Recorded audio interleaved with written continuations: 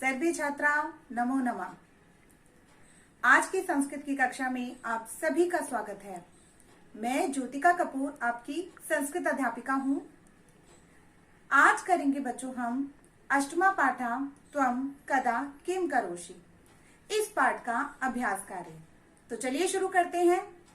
अष्टमा पाठा त्वम कदा किम करोषि। बच्चों आज हम इस पाठ का अभ्यास कार्य करेंगे और अभ्यास कार्य में आज हमें क्या करना है। प्रश्न 2 हम पूर्ण कर चुके हैं। आज हम करेंगे प्रश्न 3 और प्रश्न 4 और प्रश्न 5। तो प्रश्न 3 है उचित पदानि रिक्त स्थानेषु पूरयत। उचित पदों से रिक्त स्थानों की पूर्ति करें। पदानि यानी शब्द। दृष्टवा, बच्चों ये कुछ शब्द दे रखे हैं, इन शब्दों का मैं आपको अर्थ भी बता रही हूँ और ये शब्द किस प्रकार के हैं वो भी बता रही हूँ। तो ध्यान से सुनिए।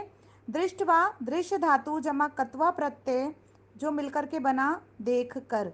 कत्वा प्रत्यय जब भी लगता है तो उसका अर्थ होता है कर, ठीक है। और दृश्य धातु उसके साथ मिला तो बना दृष्टवा। प्रणम्य, प्रण धातु जमा ये आपका लप प्रत्यय मिलकर के बना है। तो प्रण के साथ लप प्रत्यय मिलकर के बनता है तो बनता है प्रणम्य, अर्थात प्रणाम करके। उत्थाय, उत जमा णिच प्रत्यय। बच्चों आय जिसके पीछे आय शब्द हो ना वो णिच प्रत्यय वाले होते हैं, और जिसके पीछे म और य हो वो सारे लप प्रत्यय होते हैं। तो ये ध्यान रखिएगा आप सब। उत्थाय शब्द में उत जमा णिच प्रत्यय है जिसका अर्थ बनेगा उठ करके।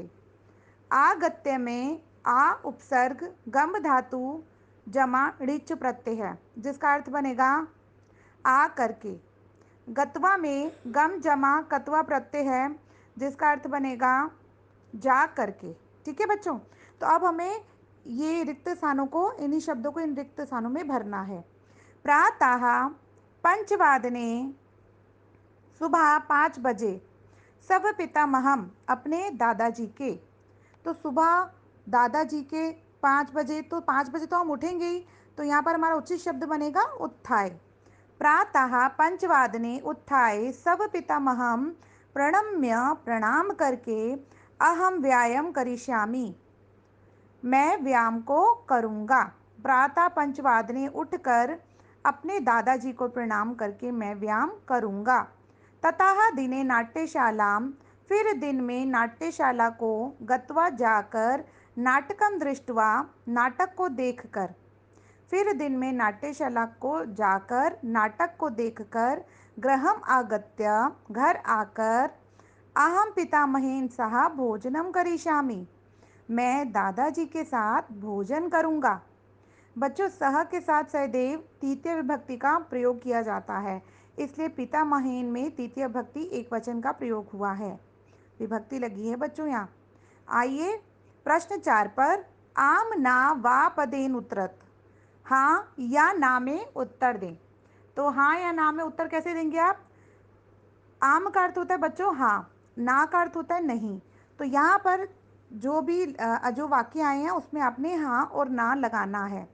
नंबर 1, छात्राः परस्परम कलहम कुर्वन्ति, छात्र आपस में कलह करते हैं।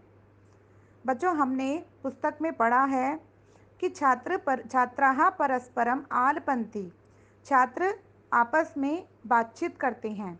हास परिहासम चा कुर्वन्ति, और हंसी मजाक करते हैं। ये पाठ की शुरुआत में ही ये लाइन आई थी बच्चों।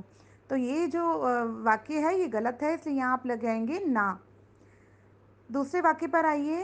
अंकुरस्य पितामहः प्राचीना कथा श्राव्यति, अंकुर के दादाजी प्राचीन कथाएं सुनाते हैं। आम, आम का अर्थ हाँ। अंकुर ने बताया था कि उसके दादाजी जो हैं प्राचीन प्राचीन कथाएं सुनाते हैं, जो कि रामायण पर, महाभारत पर और मुगल शासकों की वो कथाएं सुनाते हैं। ये आई थी बच्चों, ये वाक्य आया था पाठ में। आइए तीसरे वाक्य पर।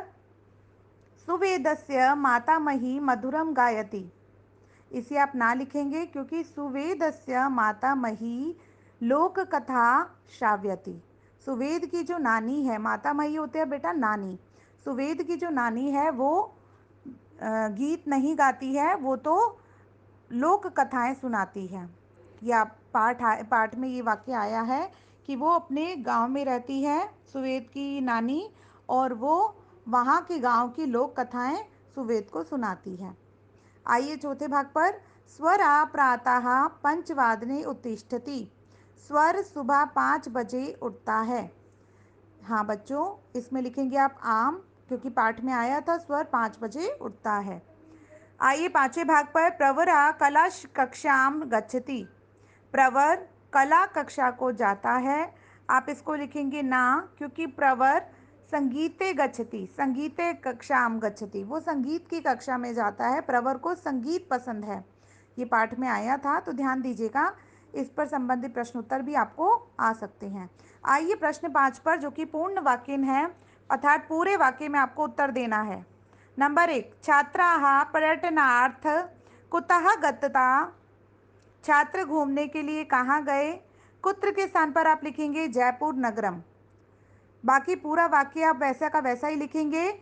छात्राः पर्यटनार्थम जयपुर नगरम गताः।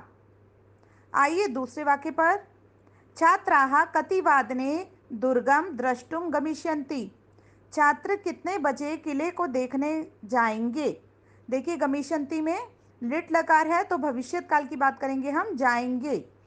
छात्र कितने बजे दुर्ग को देखने जाएंगे। उत्तर आप कतिवादने के स्थान पर लिखेंगे सप्तवादने। छात्राः सप्तवादने दुर्गम दृष्टुम गमिष्यन्ति। छात्र 7 बजे किले को देखने जाएंगे। आइए प्रश्न 3 पर। मनोज्ञाः कदा अध्ययनं करोति। मनोज कब अध्ययन करता है। तो कदा के स्थान पर आप लिखेंगे पंचवादनतः रात्रौ सार्धसप्तवादनपर्यन्तम्। पंचवादनतः का अर्थ होता है 5 बजे से। बच्चों, जब भी किसी समय के साथ त और विसर्ग लगा हो, जैसे पंचवादन के साथ लगा है तह, पंचवादनतः, इसका अर्थ होता है 5 बजे से। रात्रौ सार्धसप्तवादनपर्यन्तम। रात के सार्ध का अर्थ होता है बच्चों 30 मिनट अधिक। तो 7:30 बजे, पर्यंतम का अर्थ होता है तक। रात के 7:30 बजे तक अध्ययन करता है। तो आपने समय को जाना। कदा के स्थान पर आप ये तीनों शब्द लिखेंगे। मनोज्ञा पंचवादनतः रात्रौ सार्धसप्तवादन पर्यंतम अध्ययनं करोति। आइए प्रश्न 4 पर। सुवेदस्य मातामही कहा श्राव्यति। सुवेद की नानी क्या सुनाती है। यह भी ऊपर आम ना पदेन में भी आया था। सुवेदस्य मातामही लोक कथा श्राव्यति। का के स्थान पर आप लिखेंगे लोक कथा। लोक कथा ऐसी वो कथा होती है बेटा, जो किसी क्षेत्र से संबंधित होती है। जैसे कि मान लीजिए आप किसी गांव में रहते हैं, तो गांव की संबंधित जो भी कथाएं होंगी वो वहाँ की लोक कथाएं कहलाएंगी। अगले प्रश्न को देखिए। प्रवरस्य रुचि कस्मिन् अस्ति। प्रवर की रुचि किसमें है। कस्मिन् के स्थान पर आप लिखेंगे संगीते। ये भी ऊपर आई था वाक्य। प्रवरस्य रुचि संगीते अस्ति। प्रवर की रुचि संगीत में है। बच्चों, आपका गृह कार्य केवल इतना है कि आपने प्रश्न 3 और 4 को अपनी अपनी पुस्तकों में पूर्ण करना है, और प्रश्न 5 को बड़े बड़े सुंदर तरीके से आपने अपनी कार्य पुस्तिका में पूर्ण करना है। तो आज के लिए केवल इतना ही। अगली कक्षा में हम इसके आगे का अभ्यास कार्य पूर्ण करेंगे। धन्यवाद।